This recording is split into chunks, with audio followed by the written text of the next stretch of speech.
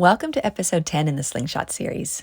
Hey everyone, I'm Nithya Karia, your microdosing happiness coach, here to help you break down the barriers to happiness so you can achieve and feel good with just 5 simple habits.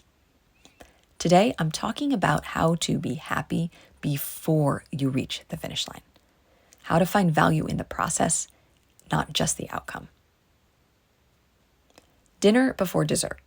Work before play. Accomplish before rest.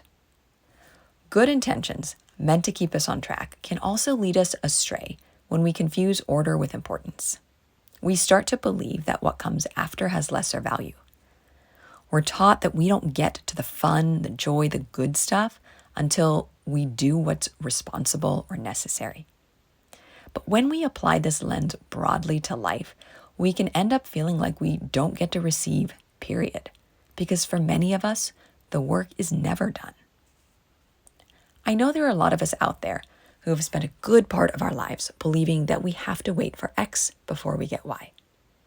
Maybe it was a good grade to feel smart, a partner to feel loved, a good job or a big salary to feel worthy.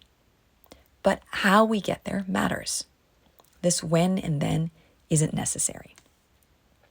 There's immense value in how we show up, how we make it to the finish line.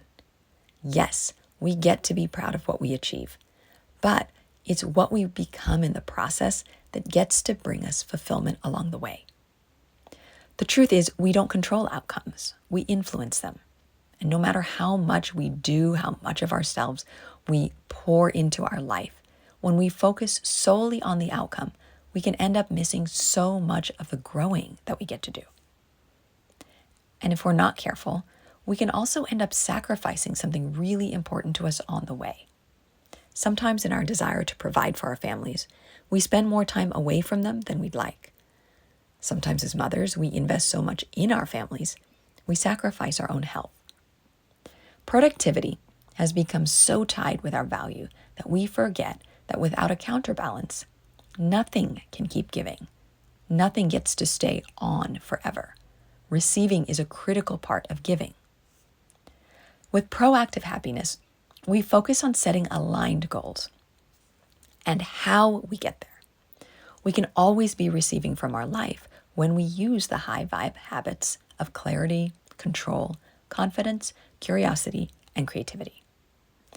Taking time to acknowledge the good choices and outcomes in life, personal and professional, grows confidence. Gathering that evidence also helps us weather the moments when we miss our mark.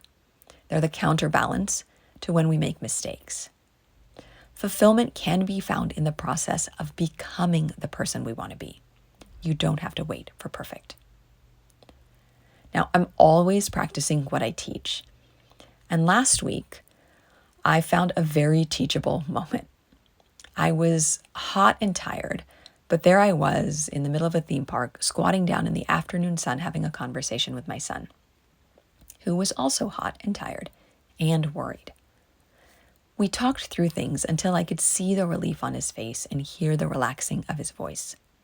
When we resumed our walk, he seemed to feel better, and I felt like my heart was smiling.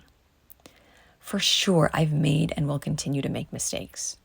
But in that moment, it felt so good to have shown up as the mother I want to be. And what I was reminded was that parenting isn't about perfect. That feeling of joy that comes from being the person I want to be requires my progress, not perfection. With high vibe habits, I'm always learning and evolving ever so slightly.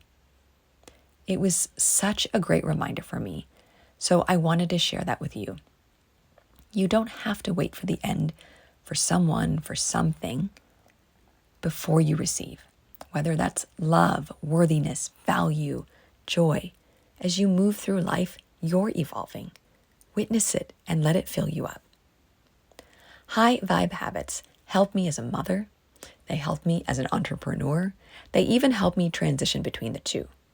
I have a book that's heading to the publisher very shortly, and I'm also very aware that I only have a few more weeks of summer left with my kiddos. Microdosing happiness helps me recognize when stress starts to creep in and I get to hit the pause button. Then I re-find clarity and make decisions without feeling guilty. So that's all for this week's episode.